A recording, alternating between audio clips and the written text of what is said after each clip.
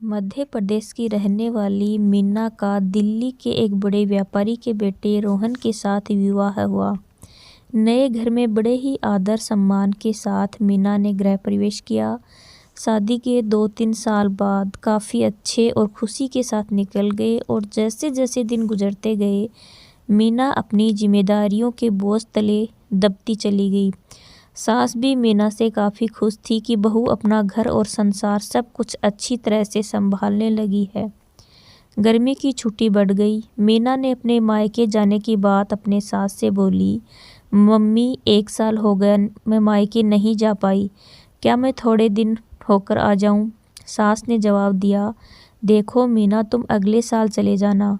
मीना यह सुनकर काफ़ी नाराज़ और दुखी होकर सोचने लगी कि जब दीदी हर 3 महीने पर घर आती है तो मम्मी काफ़ी खुश होती है और कहती है कितने दिन के बाद आई हो और मुझे 1 साल हो गया। मेरे बारे में कोई कुछ सोचता भी नहीं है। मेरी खुशी किसी के लिए कोई मायने ही नहीं रखती है और क्या दिन भर इन लोगों को खाना बना के खिलाती रहूं, घर का सारा काम करती रहूं। मेरी यही ज़िंदगी है। और मीना कमरे में आंसू लिए रोती रही। शाम को दीदी आने वाली है, देखना मम्मी कितना खुश होती है। खाने के अलग अलग फरमाइशों की लड़ी लगती रहेगी कि तभी दीदी के लिए कचौड़ी बना दो, कभी पालक पनीर तो कभी समोसा।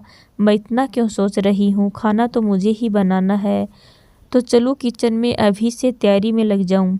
यह सोच ही रही थी कि सास ने आवाज़ दी, मीना जल्दी नीचे आओ, देखो दीदी आई है। मीना अपने चेहरे पर मुस्कान लिए अपने दुख को अंदर एक कोने में दबाए अपनी ननद का स्वागत करती है।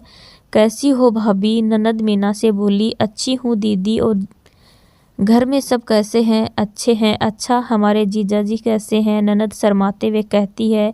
वह भी भाभी अच्छे हैं। अच्छा दीदी आप बैठो, मैं नाश्ता बना कर लाती हूँ।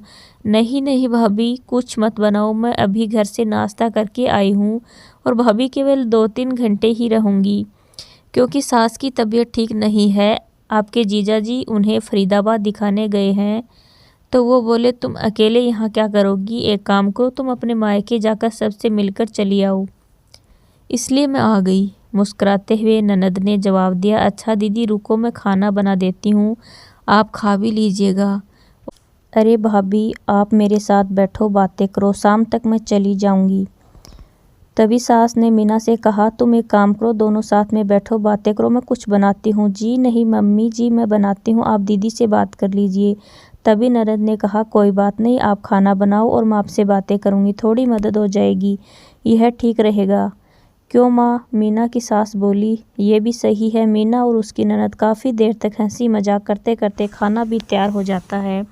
ननद खाना खाने के बाद शाम को अपने घर चली जाती है। रसोई को समेटकर रात को अपने कमरे में मीना आती है तो रोहन ने कहा कि तुम काफ़ी थक गई हो, आराम कर लो।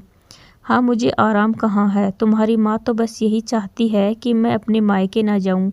दीदी 1-2 घंटे के लिए आती है लेकिन मिलकर तो जाती है, उसमें क्या, तुम भी चली जाओ मीना, रोहन ने कहा। और देखो दीदी, दीदी भी यहाँ कहाँ आ पाती है। जब जीजाजी अपनी माँ को फरीदाबाद डॉक्टर के पास दिखाने ले जाते हैं तभी मिलने आती है, तो इसका मतलब है मैं कभी नहीं जा सकती अपने मायके। ऐसा तो मैंने नहीं कहा मीना।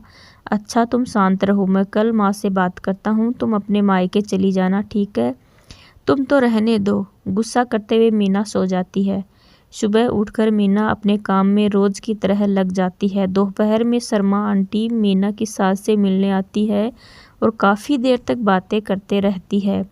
तभी शर्मा आंटी मीना की सास से पूछती है कि यह बताओ कि बहू और बेटी में क्या फ़र्क समझती हो। मीना इस सवाल के जवाब का इंतज़ार कर रही थी कि मम्मी जी का इस पर क्या जवाब होगा।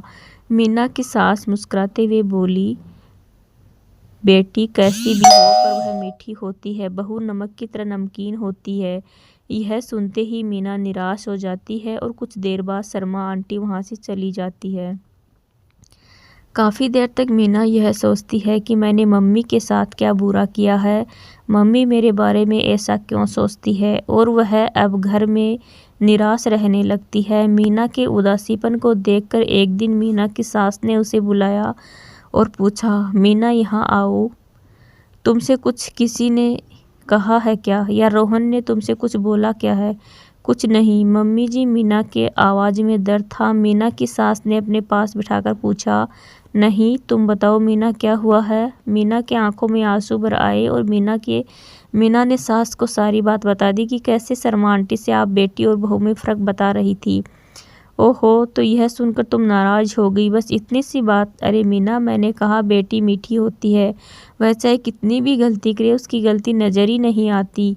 वह गुड़ की तरह मुँह में घुल जाती है, और खाने में अगर मीठा न हो तो कोई फ़र्क नहीं पड़ता। और बहू नमक के समान इसलिए है क्योंकि खाने में अगर नमक न हो तो खाना बेस्वाद होता है। खाने में नमक मिलने पर हम जो खाना खाते हैं उसी समय नमक के हम कर्जदार बन जाते हैं। ठीक उसी तरह तुम मेरे लिए वही नमक हो। मैं अपने स्वार्थ के लिए तुम्हें कहीं नहीं जाने देती हूँ, क्योंकि तुम्हारे न रहने पर घर सूना सा लगता है। इस घर को संभालती हो इसलिए हम तुम्हारे कर्जदार हैं। मीना सारी बात समझ जाती है और अपनी सास के गले लिपटकर रोने लगती है। शाम को रोहन जब घर आता है तो अपनी माँ से कहता है कि माँ, मीना अपने मायके जाना चाहती है 1 दिन के लिए। मीना तपाक से बोल उठी, नहीं नहीं, मुझे नहीं जाना है। मैं चली गई तो खाना में कोई स्वाद नहीं रहेगा। रोहन को कुछ समझ नहीं आया कि कल रात मायके जाने के लिए मुझसे कह रही थी, अचानक से इसे क्या हो गया। रोहन सोचने लगा कि इन औरतों को समझना मर्दों के बस से परे है। मीना की सास ने रोहन से कहा कि मीना को 2 हफ्ते के लिए उसकी मायके छोड़कर आए। रोहन एक टक लगाकर मीना और अपनी माँ को देखता रह गया।